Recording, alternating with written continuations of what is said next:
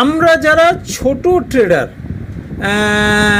যারা বিগিনার তারা তো বটেই, যারা আমাদের থেকে 2 থেকে 10 বছর ধরে লড়াই করছেন ট্রেডিংয়ে, যারা কিছুটা শিখেছেন বা কিছুটা শিখছেন, তারা সকলেই আমাদের মধ্যে একটা ধারণা আছে যে ট্রেডিংয়ে লস বোধ হয় এই আমরা ছোটো ট্রেডাররাই শুধু করি, বড় ট্রেডার যারা রাঘব বোয়াল মার্কেটে তারা বোধহয় লস করেন না।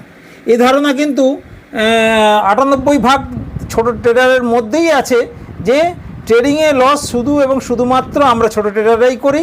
বড় রাঘব বোয়াল ট্রেডাররা যারা 500 কোটি, 1000 কোটি, 10,000 কোটি, 20,000 কোটি টাকা ইনভেস্ট করে তারা লস করেন না। একদম ভুল ধারণা, একদম ভুল ধারণা। একটা ছোট্ট উদাহরণ দিই, এই যে আমাদের ট্রাম্প বাবু আমেরিকার গদিতে বসেছেন, ট্রাম্প বাবু, এই ট্রাম্প বাবু বসার পর থেকেও কিন্তু আমেরিকারই বড় বড় 5টা বিলিনিয়ার না মিলিনিয়ার যাই হোক কী বলে, তারাও কিন্তু বহু টাকা লস করেছেন।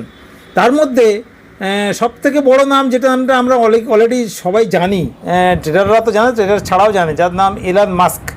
এলন মাস্কের নাম আমার মনে হয় অনেকেই জানেন, যারা ট্রেডার নয় তারাও জানেন।